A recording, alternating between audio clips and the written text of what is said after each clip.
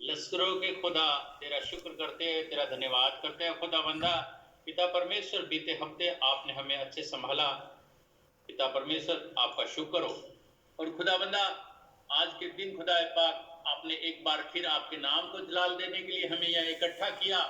और खुदावन हमारे दिलों में आपका प्यार डाला खुदा पाक, ताकि हम सब भाई बहन मिल बैठकर आपकी प्रस्तुति कर सके, आपके कलाम को सुन सके, जिंदा कलाम को खुदावन हम अपने अंदर लें। और खुदा पाक हम सबको ऐसी बरकत देना। और पिता परमेश्वर जितने भी बेटे बेटियों ने खुदा पाक तेरे पाक हुजूरी में अपने होठों का दान दसवांश पिता परमेश्वर चढ़ाया, होठों का नजराना, गलों का पिता परमेश्वर दान दसवांश चढ़ाया खुदा बंदा, उन्हें भी तू ब्लेस करना और कसरत से इस्तेमाल करना खुदा पाक। और हम ईमान रखते हैं खुदा पाक कि तेरे बेटे बेटियों ने जितनी भी प्रस्तुति की खुदा बंदा, वो आपके पाक दरबार में पहुंची है खुदा पाक।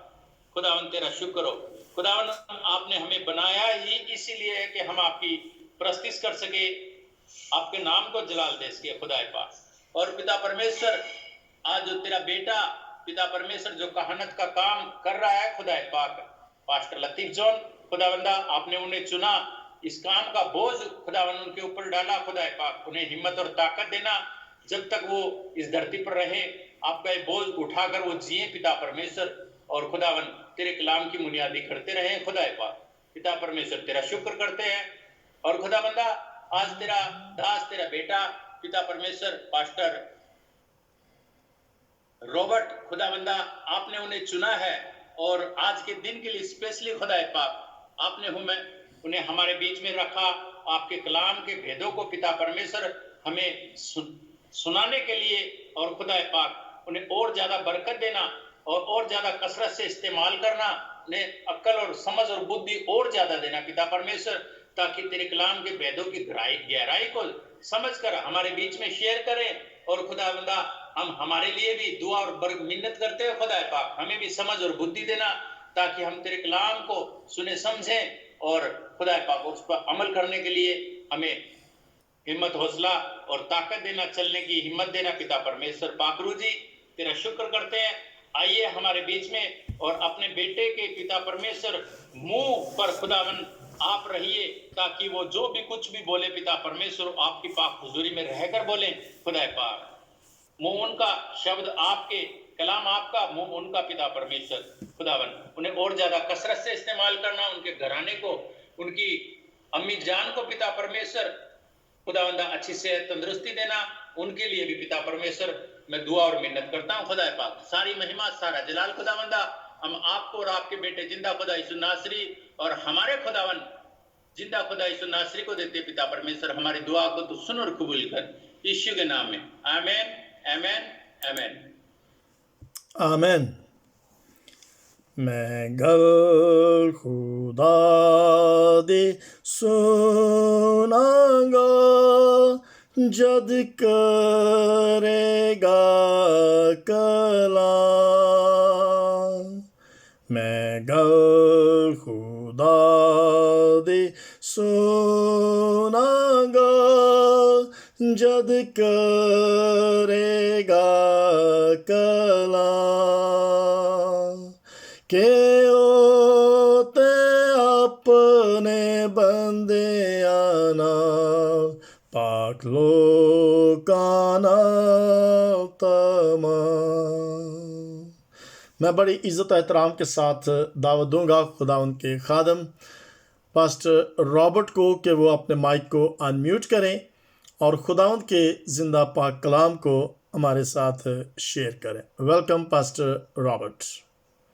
खुदावंद आपको बरकत दे और अपने जलाल के लिए कसरत से इस्तेमाल करें। अब अपने माइक को अनम्यूट कर सकते हैं जी। Welcome. Thank you pastor Latif. खुदावंद आपके साथ हो, खुदावंद आपको बरकत दे और भी ज्यादा कसरत के साथ अपने नाम और जलाल के लिए इस्तेमाल करें। वॉइस ऑफ गॉड की सारी टीम का और इस प्लेटफॉर्म का के लिए खुदा का शुक्र अदा करता हूँ, जहाँ हम खड़े होकर खुदावंद यीशु मसीह के अज़ली, अब्दी और जलाली नाम को پرستش کر سکتے ہیں، اس کے نام کی گواہی دے سکتے ہیں اور اس کے کلام کو اس کے لوگوں کے سامنے بیان کر سکتے ہیں۔ گو کہ میں کچھ بھی نہیں اور نہ مجھ میں کوئی ایسی عالمانہ روح ہے، نہ میں خدا کے کلام کی گہرائیوں سے واقف ہوں، لیکن جو کچھ بھی خدا نے بخشا ہے اسے دلی شوق اور لگن کے ساتھ آپ کے ساتھ بانٹنے کے لیے تیار ہوں۔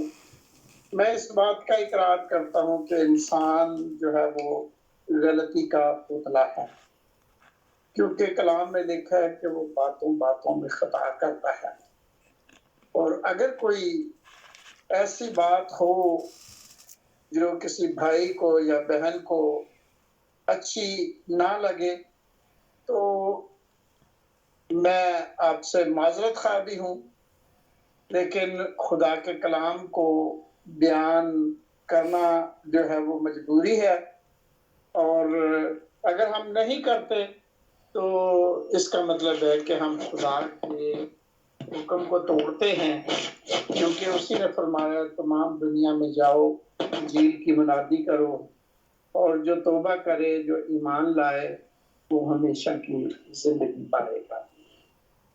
میرے عزیزو، آپ اس وقت جتنے بھی اس آئی پر موجود ہیں، آپ کو آج کی اس عبادت میں خوش آمدید کہا جاتا ہے، اور میں ایمان رکھتا ہوں کہ خداوند اپنے پاک وعدہ کے مطابق موجود ہے، خداوند کا پاک جنبش کر رہا ہے، اور خداوند اپنا کلام ہمارے ساتھ بانٹنے کو ہے۔ خداوند سے دعا کریں کہ ہمارا دھیان، ہماری سوچیں، ہمارے خیالات خدا کے کلام کی طرف گامزن رہیں، تاکہ ہم خدا کی مرضی کو جان کر اس پر عمل کرنے والے ہیں۔ جو آج کا جو میرا ٹاپک ہے وہ ہے خدا کے ابدی احکام۔ خدا کے ابدی احکام، اور جو ہمارا اس کا 5واں باب 70ویں اور 8ویں آیت ہے، اور میں خدا کی بندی اپنی مسز سے صوفیہ رابرٹ سے درخواست کروں گا کہ وہ ان آیات کو پڑھنے ہماری مدد فرمائیں۔ مسیح یسوع میں آپ سب کی سلامتی ہو۔ ہمارے لیے آج کا پیغام متی کی انجیل، اس کا 5 باب 17 اور 18 آیت۔ یہ نہ سمجھو کہ میں توریت یا نبیوں کی کتابوں کو منسوخ کرنے آیا ہوں، منسوخ کرنے نہیں بلکہ پورا کرنے آیا ہوں، کیونکہ میں تم سے سچ کہتا ہوں کہ جب تک آسمان اور زمین ٹل نہ جائیں، ایک نقطہ یا ایک شوشہ توریت سے ہرگز نہ ٹلے گا، جب تک سب کچھ پورا نہ ہو جائے۔ پاک کلام کے پڑھے اور سنے جانے پر خدا کی برکت ہو۔ سلام کا شکر ہو۔ عزیزو، بڑی خوبصورت آیات ہیں، اور یہ الفاظ میرے اور آپ کے منجی خداوند یسوع مسیح کے ہیں، جنہیں ہم بیان کرنے میں ہچکچاہٹ محسوس نہیں کر سکتے، بلکہ یسوع مسیح کی باتوں کو بیان کرنا ہمارے لیے بڑا فخر کا باعث ہے، اور ہم شوق اور لگن سے یسوع مسیح کی باتیں جو ہیں ان کو دوسروں تک پہنچا سکتے ہیں۔ میرے عزیزو، یہاں خداوند نے توریت کے متعلق بات کرتے ہوئے یا کلام سناتے ہوئے، توریت کیا ہے؟ یہ بائبل مقدس کی پہلی 5 آیات ہیں، پہلی 5 کتابیں ہیں، جسے پیدائش، خروج، احبار، گنتی اور استثنا کا نام دیا گیا ہے۔ یہ 5 کتابیں جو ہیں یہ توریت کی کتابیں کہلاتی ہیں، اور خداوند یسوع مسیح نے ان کتابوں کو جھٹلایا نہیں بلکہ ان کی کیا دی ہے، ان کی گواہی دی ہے۔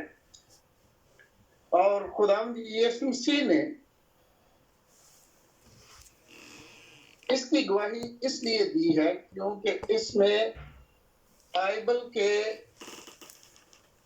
شروع سے لے کر آخر تک خدا کے احکامات کو ماننے اور ان پر عمل کرنے کی تلقین کی گئی ہے، اور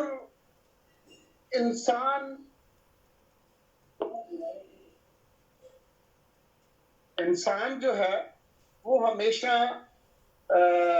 خدا کے احکامات کو ماننے میں کمزور رہا ہے، جبکہ خدا جو ہے وہ انسان کی کمزوری کو نہیں بلکہ اپنی محبت کو مد نظر رکھتے ہوئے وہ ہم سے سلوک کرتا ہے، اور جو ہماری کمزوریاں، ہمارے گناہ، ہماری تقصیریں، ہماری غلطیاں ہیں وہ ہمارے ساتھ اس کے مطابق سلوک نہیں کرتا۔ لیکن خدا اپنے کلام کی جو باتیں ہیں اس سے پہلو تہی نہیں کرتا کہ چونکہ انسان گنہگار ہے، وہ گناہ ہی میں پیدا ہوا، اس لیے میں شریعت میں تھوڑی لچک پیدا کر دیتا ہوں، رد و بدل پیدا کر دیتا ہوں، تاکہ انسان جو کہ شریعت پر عمل نہیں کر سکتا اس کے لیے تھوڑی آسانی ہو جائے۔ میرے عزیزو، خدا کی باتوں میں کوئی بھی لچک یا رد و بدل نہیں ہے، بلکہ خدا جو ہے وہ اپنی شریعت کو، اپنے احکام کو قائم اور دائم رکھتا ہے، اور خداوند یسوع مسیح نے تو تعلیم دیتے ہوئے یہ کہا ہے کہ یہ نہ سمجھو کہ میں توریت یا نبیوں کی کتابوں کو منسوخ کرنے آیا۔ منسوخ کرنے کا کیا مطلب ہے؟ ان کو رد کر دینا، کہ یہ قابل استعمال نہیں ہے، اس کی باتیں جو ہے وہ قابل قبول نہیں ہیں، ان میں یہ غلطیاں ہیں، اس میں ایسا ہے، اس میں ویسا ہے۔ تو ایسی چیز کو کیا کیا جاتا ہے؟ کیا جا سکتا ہے، منسوخ کیا جا سکتا ہے۔ لیکن خداوند نے اس کی گواہی دیتے ہوئے کیا کہا کہ توریت میں جو باتیں لکھی ہیں یا نبیوں کی کتابوں میں جو باتیں لکھی ہیں، میں ان کو رد کرنے کے لیے نہیں آیا، ان کو ڈسکارڈ کرنے کے لیے نہیں آیا، بلکہ میں ان کو کیا کرنے کے لیے آیا ہوں؟ پورا کرنے کے لیے آیا ہوں۔ اور خداوند یسوع مسیح نے کہا کہ میں تم سے سچ کہتا ہوں کہ جب تک آسمان اور زمین ٹل نہ جائے، ایک نقطہ یا ایک شوشہ توریت میں سے ہرگز نہ ٹلے گا۔ یعنی کلام کے لکھی ہوئی باتیں جو ہیں، چھوٹی سے چھوٹی اور بڑی سے بڑی، وہ کیا ہوگی؟ وہ قائم رہیں گی، وہ ٹلیں گی نہیں، وہ ختم نہیں ہوں گی جب تک سب کچھ پورا نہ ہو جائے۔ اس کا مطلب ہے کہ آسمان اور زمین جو ہے وہ کیا ہے؟ اٹل ہیں، وہ کبھی ٹلنے کے نہیں ہیں، وہ کبھی مٹنے کے نہیں ہیں۔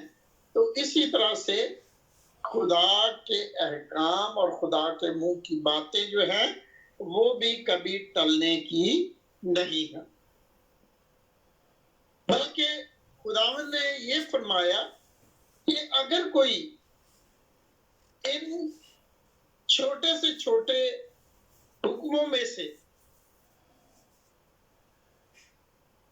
کسی کو توڑے گا اور یہی تعلیم آدمیوں کو دے گا کہ احکام کی اب کوئی اہمیت نہیں رہی، شریعت کی کوئی اہمیت نہیں رہی، خدا نے جو کچھ 10 احکام پر لکھا تھا وہ کوئی چیز نہیں ہے، وہ محض ایک غلطی تھی. جو اگر کوئی ایسی تعلیم دیتا ہے تو وہ آسمان کی بادشاہی میں سب سے چھوٹا کہلائے گا.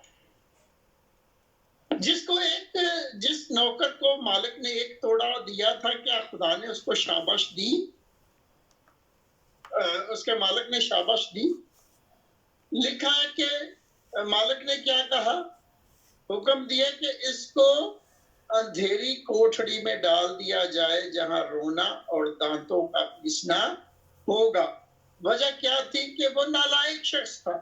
اس نے اپنے مالک کے حکم کو نہ مانا، اس نے اس کی پرواہ نہ کی، اور جو مالک نے کہا تھا وہ اس کو اس نے پورا نہ کیا. وہ مالک کی خوشی کا باعث نہیں بلکہ اس کے رنج اور غصے کا سبب ہوا.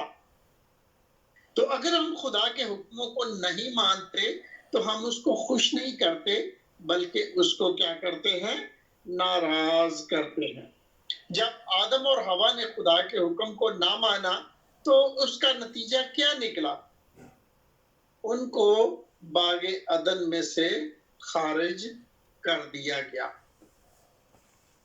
زمین کو ان کے سبب سے لعنتی قرار دیا گیا اور گناہ دنیا میں پھیلتا ہی چلا گیا، جس کا نتیجہ کیا نکلا؟ کہ نوح کے وقت میں ایک بڑا طوفان آیا اور تمام گنہگاروں کو بہا کر لے گیا. تو خداوند کہتے ہیں کہ میں شریعت کو منسوخ کرنے نہیں بلکہ اس کو پورا کرنے کے لیے آیا ہوں. اور اگر ہمارے مالک نے، اگر ہمارے خداوند نے جو کہ پاک اور بے گناہ تھا، اس نے باپ کی مرضی کو پورا کیا، وہ باپ کے حکموں کو اس نے مانا، تو ہم جو گنہگار ہیں ہم پر کتنا لازم ہے کہ ہم اس کے حکموں کو زیادہ سختی کے ساتھ، زیادہ توجہ کے ساتھ جو ہے وہ ان کو مانے. خداوند کا بندہ داؤد لکھتا ہے کہ مجھے تیری شریعت سے محبت ہے اور میں تیرے احکام کی راہ میں دوڑوں گا. تو میرے عزیزو، ہم سب کا جذبہ اور خدا کی شریعت اور اس کے احکام سے محبت کے بارے میں ایسا ہی جذبہ ہونا چاہیے. لیکن اگر کوئی شخص خدا کے حکموں کو توڑتا ہے یا ان کو توڑنے کی تعلیم دیتا ہے، ایسا شخص خدا کی نظر میں پسندیدہ نہیں ہے بلکہ وہ اس سزا کے لائق ہے جو اندھیری کوٹھڑی ہے جہاں رونا اور دانتوں کا پیسنا ہے.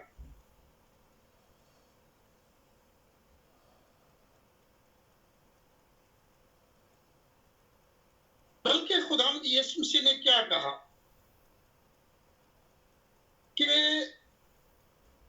اگر ہم یہاں دیکھیں 20ویں آیت میں تو لکھا ہے، کیونکہ میں تم سے کہتا ہوں کہ اگر تمہاری راست بازی فقیوں اور فریسیوں کی راست بازی سے زیادہ نہ ہوگی تو تم آسمان کی بادشاہی میں ہرگز داخل نہ ہوگے. تو فقی اور فریسی اور کاہن اور جو تھے لاوی اور کاہن وغیرہ، یہ اپنے آپ کو پاک اور راست باز اور دوسرے لوگوں سے بہت فرق سمجھتے تھے.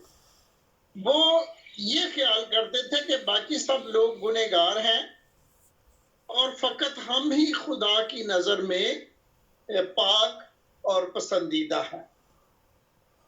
اور اسی خیال کے ساتھ ایک فریسی جو ہے وہ ہیکل میں آیا اور درمیان میں بیٹھ کر اس نے یوں دعا کی کہ اے خدا تو جانتا ہے کہ میں کتنا راست باز ہوں، میں ہفتے میں 2 بار روزہ رکھتا ہوں، میں دہ یکی اور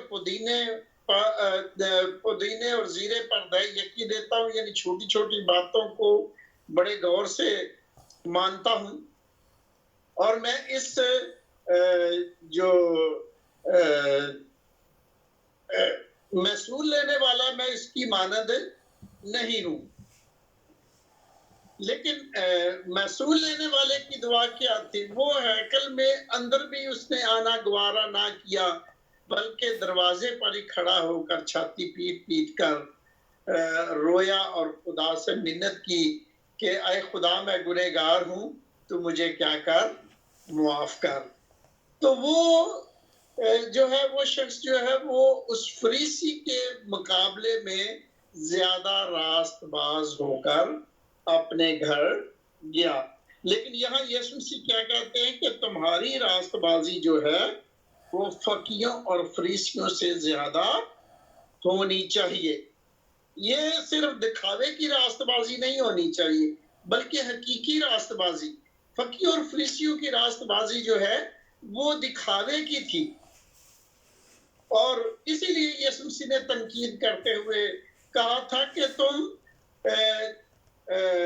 اس قبر کی مانند ہو جس کے اندر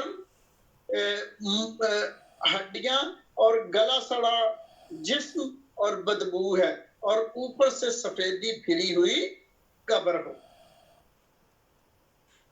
اور پھر ان کے عملوں کے بارے میں یہ کہا کہ تم رکابی کو اوپر سے تو صاف کرتے ہو، جبکہ اس کے اندر کیا ہے، گندگی اور غلاظت بھری ہوئی ہے۔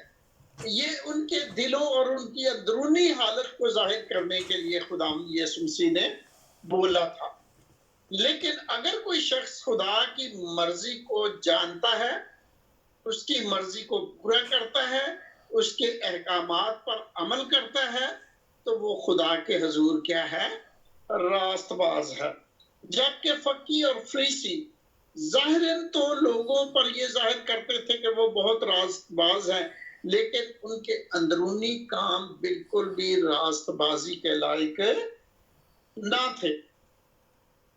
تو میرے عزیزوں، ہم دیکھتے ہیں کہ جس شریعت کے بارے میں خداوند یسوع مسیح نے کہا کہ میں اسے منسوخ کرنے نہیں بلکہ پورا کرنے آیا ہوں، تو یہ شریعت 2 حصوں پر مشتمل تھی۔ پہلے 4 احکام جو خدا کے ساتھ محبت رکھنے کا درس دیتے ہیں۔ خداوند چاہتا ہے کہ ہم کیا کریں، خدا کے حکموں کو مانیں، ان پر عمل کریں، اور یہ جو شریعت ہے جس کو ابدی شریعت کہا جاتا ہے، جو خدا نے اپنی انگلی سے پتھر کی لوہوں پر لکھی، اور آج اس آخری زمانے میں خدا اسے اپنے لوگوں کے دلوں پر لکھتا ہے، گوشتین دل پر لکھتا ہے۔ یہ کبھی بھی منسوخ نہیں ہو سکتی۔ یہ شریعت 2 حصوں پر مشتمل ہے۔ الف، خدا کے ساتھ محبت اور وفاداری، بے، انسان کے ساتھ محبت اور وفاداری۔ اب میرے عزیزو، خدا کے ساتھ محبت اور وفاداری پر تو کوئی بحث ہو ہی نہیں سکتی، کیونکہ شریعت کا پہلا حصہ اس بات پر زور دیتا ہے کہ تو خداوند اپنے خدا سے اپنے سارے دل، اپنی ساری جان اور اپنی ساری عقل اور اپنی ساری طاقت سے محبت رکھ۔ اس کی کیا وجہ ہے؟ میرے عزیزو، وجہ یہ ہے کہ خدا نے انسان سے پہلے محبت رکھی، اور اس کا ثبوت ہمیں یوحنا 3 باب اس کی 16ویں آیت میں ملتا ہے، جہاں کچھ اس طرح مرقوم ہے: خدا نے دنیا سے ایسی محبت رکھی کہ اس نے اپنا اکلوتا بیٹا بخش دیا۔ خدا نے تو انسان سے محبت کی اور اس نے اپنا اکلوتا بیٹا بخش دیا۔ کیا ہم بھی خدا سے محبت رکھتے ہیں؟ اور یسوع مسیح نے کہا کہ اگر تم مجھ سے محبت رکھتے ہو تو میرے حکموں پر کیا کرو گے؟ عمل کرو گے۔ پنجابی میں کسی نے کہا ایویں اللہ اللہ کہنا تے وہ مننا نہ کہنا، یہ پیار کا ہے۔ اگر ہم خدا سے اپنی محبت کا اظہار کرنا چاہتے ہیں کہ خدا تو نے تو ہم سے پیار کیا، ہم بھی تجھ سے پیار کرتے ہیں، تو صرف لفظوں سے کہہ دینا کافی نہیں ہے۔ اس کا عملی ثبوت یہ ہے کہ ہم اس کے حکموں کو کیا کریں؟ مانیں۔ میرے عزیزوں، اس بات میں کوئی بھی شک و شبے کی گنجائش نہیں کہ ہمیں خداوند سے محبت رکھنی چاہیے یا نہیں۔ بے شک ہم سب کو خدا سے محبت رکھنی چاہیے اور ہم محبت رکھتے بھی ہیں۔ اگر ہم خداوند سے محبت رکھتے ہیں تو اس کی فرمانبرداری بھی کریں گے اور اس کے احکام بھی مانیں گے، جن میں خاص یہ ہیں: پہلا، شریعت کا پہلا حصہ جو ہے وہ 4 احکام پر مشتمل ہے، جن میں نمبر 1، ہم خدا کے سوا اور کسی کو اپنا معبود نہ بنائیں۔ پہلا حکم کیا ہے کہ ہم خدا کے سوا اور کسی کو اپنا معبود نہ بنائیں۔ معبود یعنی جس کی ہم عبادت کرتے ہیں۔ دوسرا، بتوں کی پوجا یا مورتی پوجا نہ کریں۔ وجہ، کیونکہ بے جان بت اور بے جان بت جو ہے وہ زندہ خدا کی نمائندگی نہیں کر سکتی۔ ہمارا خدا زندہ ہے۔ تیسری بات، خدا کا نام بے فائدہ اور بے مقصد نہ لے۔ بہت سارے لوگ ہیں جو خدا کی قسم بات بات میں کھاتے ہیں اور بے سمجھی کے ساتھ اس کا نام لیتے اور قسم کھاتے ہیں، جبکہ وہ اس کے معنی اور اس کے مقصد سے قطعاً ناواقف ہیں۔ میرے عزیزو، خداوند پاک ہے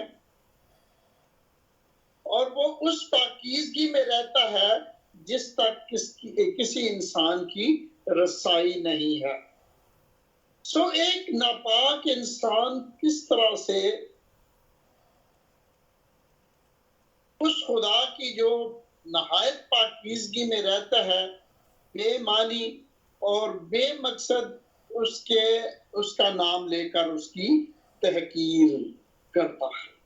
ہمیں جب خدا کو ہم اپنی زندگی میں حاضر و ناظر جانتے ہیں تو ہر اس کام کو بڑے احتیاط کے ساتھ اور اس کے نام کو بڑے احتیاط کے ساتھ لینے کی ضرورت ہے۔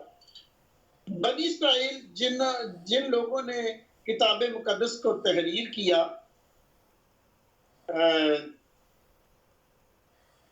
اس کے بارے میں ہے کہ جب وہ یہوہ خدا کا نام لکھتے تھے تو ہر حرف کو لکھنے سے پہلے وہ یا تو قلم بدل دیتے، نیا قلم لیتے، یا پھر اگر ایک قلم ہے تو اس کو واش کر کے پھر اگلا حرف جو تھے وہ لکھتے۔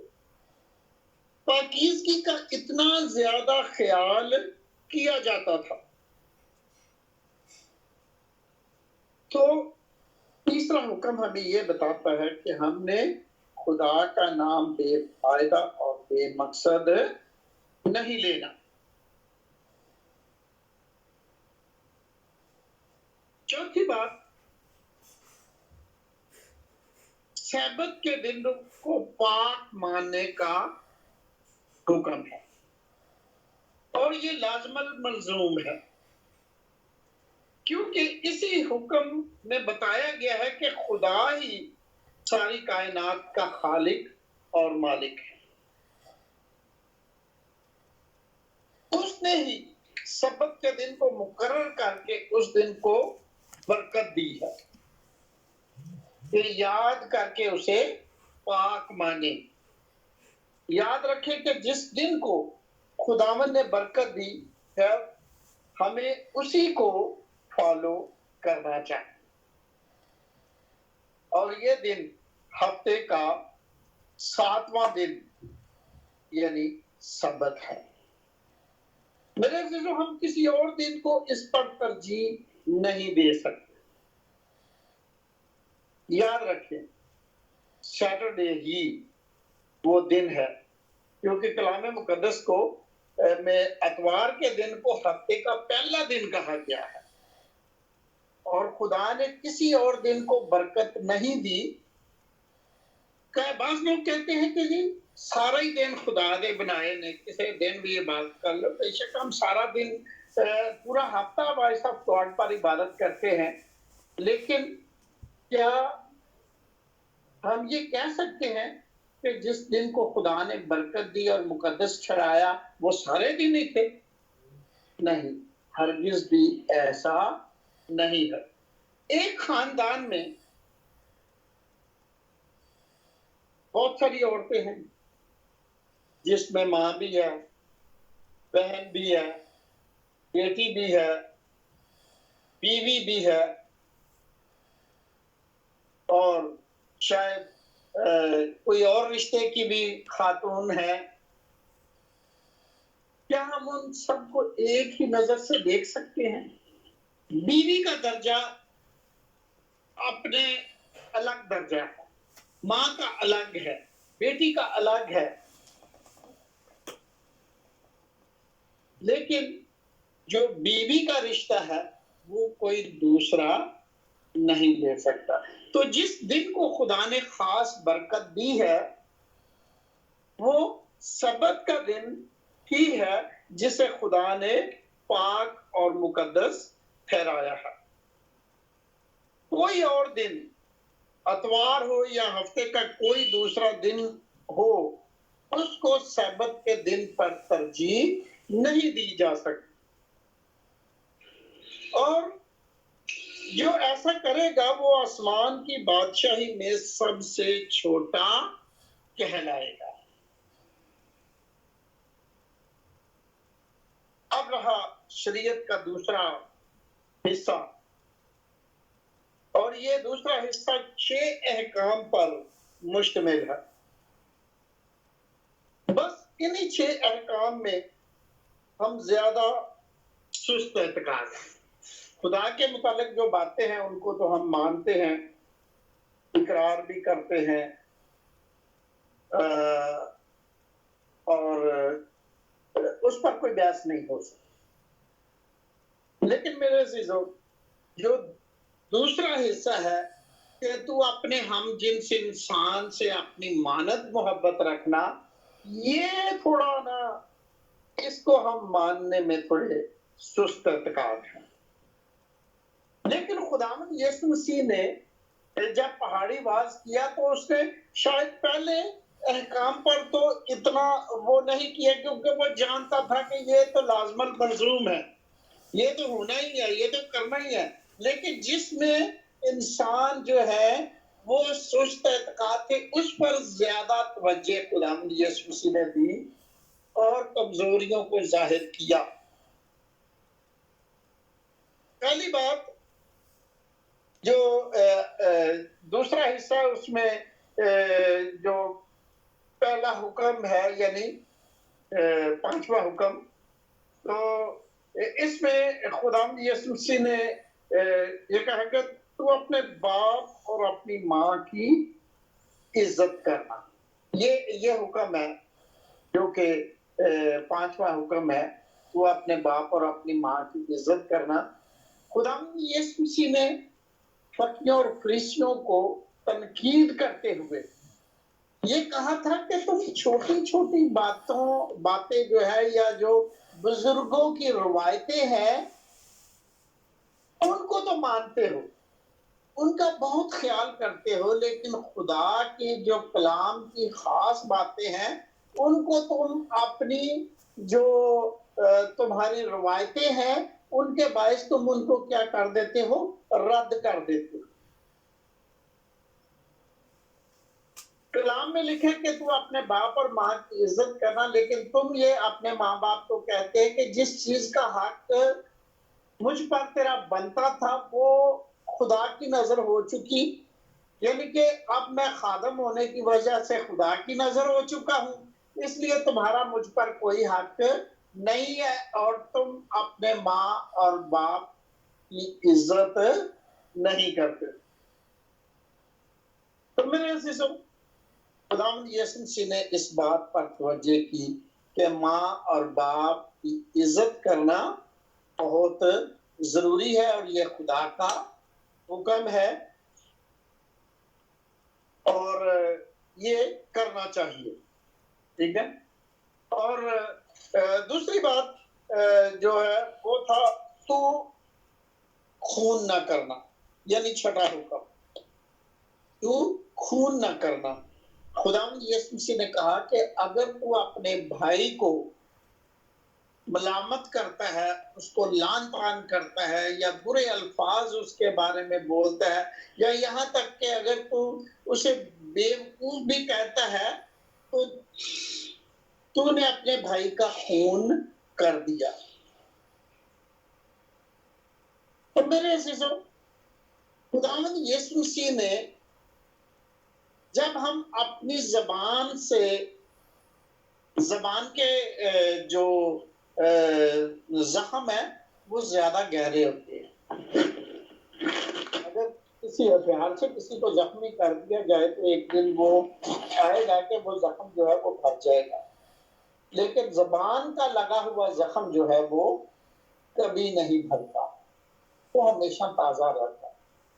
تو خداوند یسوع مسیح نے اسی بات پر تنقید وہ کرتے ہوئے کہا اور اس حکم کو زیادہ اسٹرانگ بنایا کہ اگر ہم کسی کا دل توڑتے ہیں یا اپنی زبان سے کسی کو برا بھلا کہتے ہیں تو ہم اس کا خون کرتے ہیں، اور ایسا کرنے والا شخص بھی خدا کی شریعت کی اہانت کرتا ہے اور خدا کے حکم کو توڑتا ہے.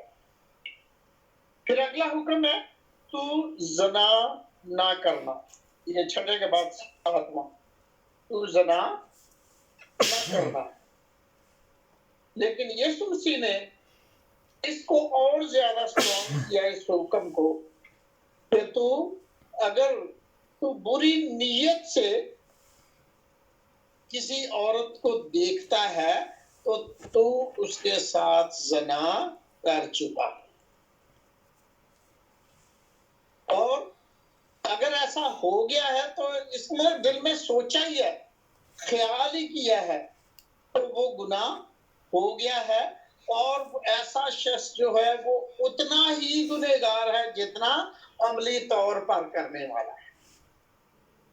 اس میں بیچ میں روح رعایت نہیں ہے.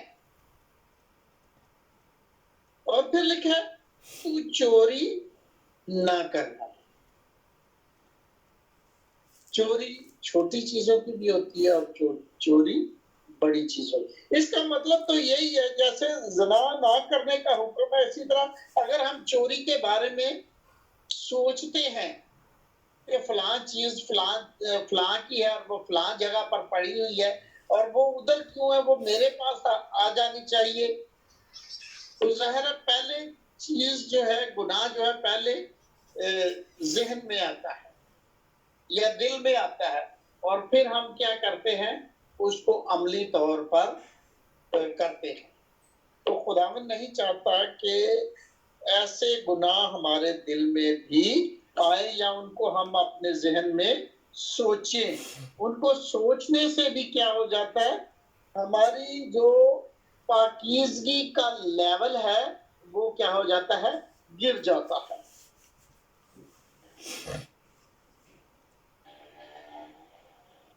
اور پھر اگلا حکم ہے، تو اپنے پڑوسی کے خلاف جھوٹی گواہی نہ دے۔ یاد رکھیں اس میں وہ چیزیں بھی شامل ہیں جب ہم اپنے پڑوسی کی غیبت کرتے ہیں یا اپنے پڑوسی کی چغلخوری کرتے ہیں یا اپنے پڑوسی کے خلاف دوسروں سے سننا پسند کرتے ہیں ان کی برائیاں، اور ہم برائیوں پر پردہ ڈالنے کی بجائے اس کا اشتہار دیتے ہیں، تو ہم کیا کر رہے ہیں، اس حکم کی خلاف ورزی کر رہے ہیں کہ تو اپنے پڑوسی کے خلاف جھوٹی گواہی نہ دینا۔ اگر ایک چھوٹی بات بتاتا ہے تو ہم جب دوسرے کے ساتھ ہم تھوڑا سا اور اپنا مسالہ لگا کے نا اپنے زبان کا اس کو اور تھوڑا سٹوری کو بڑا کر کے بتائیں گے۔ تو میرے عزیزو، خدا ان باتوں کو پسند نہیں کرتا، ہم خدا کے حکم کی نافرمانی کرتے ہیں، خدا کے حکم کو توڑتے ہیں۔ پھر پڑوسی کی کسی چیز کا لالچ نہ کرنا، آخری حکم۔ ہم لالچ بھی کرتے ہیں، دوسرے کی بیوی کا بھی لالچ کرتے ہیں، اپنے پڑوسی کی چیزوں کا بھی لالچ کرتے ہیں، اس کے مال ڈنگر کا بھی لالچ کرتے ہیں، اس کے سونے چاندی کا بھی لالچ کرتے ہیں۔ ہر کسی کی یہ خواہش ہوتی ہے کہ میں کیا کروں، یہ چیز اس کے پاس کیوں ہے، وہ مجھے کیوں نہیں مل جاتی، اور یہ بری خواہش ہے۔ یہ خواہشیں جو ہیں انسان کے دل میں جنم لے کر گناہ کو پیدا کرتی ہیں، اور گناہ جب بڑھ جاتا ہے تو کلام مقدس بتاتا ہے کہ وہ موت اور ہلاکت کو لاتا ہے۔ میرے عزیزو، خداوند یسوع مسیح اس لیے دنیا میں آیا کہ ہم زندگی پائیں اور کثرت کی زندگی پائیں۔ خداوند کا کلام بتاتا ہے کہ خدا کسی کی ہلاکت نہیں چاہتا، بلکہ چاہتا ہے کہ ہر ایک کی توبہ تک نوبت پہنچے۔ تو میرے عزیزو، اگر خداوند ہماری ہلاکت نہیں چاہتا تو ہم خود اپنی ہلاکت کیوں چاہتے ہیں؟ خدا کا کلام تو ازلی بھی ہے اور ابدی بھی ہے۔ آسمان اور زمین ٹل جائیں گے لیکن خدا کے احکام قائم رہیں گے۔ اگر ہم اپنی مرضی اور اپنی منشا سے اور اپنے دلی رضا سے خدا کے احکام کو رد کرتے اور اپنی مرضی کو خدا کے کلام پر پہنچتے ہیں، تو یاد رکھیں، اس بات کو یاد رکھیں کہ کلام کے مالک آپ نہیں، کلام کا مالک میں نہیں ہوں، کلام کا مالک وہ ہے جس نے کلام دیا ہے، اور جس نے دیا ہے مرضی بھی اسی کا ہے۔ ہمیں صرف اس کو فالو کرنے کا حکم دیا گیا ہے، اس کو ماننے کا حکم دیا گیا ہے، اور اگر ہم مانیں گے تو بابرکت ہوں گے، اگر نہیں مانیں گے تو کلام بتاتا ہے یہ ہے کہ آسمان کی بادشاہی میں سب سے چھوٹا ہوگا، اور جو چھوٹا ہوگا وہ آسمان کی بادشاہی میں جا نہیں سکے۔ آسمان کی بادشاہی میں جانے کے لیے ہمیں خداوند یسوع مسیح کے قد تک پہنچنا ہے۔ وہ یہاں تک وفادار رہا کہ اس نے موت گوارا کی، بلکہ صلیبی موت گوارا کی۔ باغ گدسمنی میں جب یہ آزمائش آئی کہ خداوند یسوع مسیح اس منصوبے سے ہٹ جائے، تو اس نے کہا کہ آئے باپ اگر ہو سکے تو پیالہ مجھ سے ٹل جائے، تو بھی آئے باپ میری مرضی نہیں بلکہ تو میرے عزیزو، اگر ہمارے خداوند نے اپنے باپ کی مرضی کو پورا کیا ہے تو ہمیں کتنا اپنی مرضی کو پورا کرنا ہے۔ خداوند اس کلام کے وسیلہ سے مجھے اور آپ کو بڑی برکت۔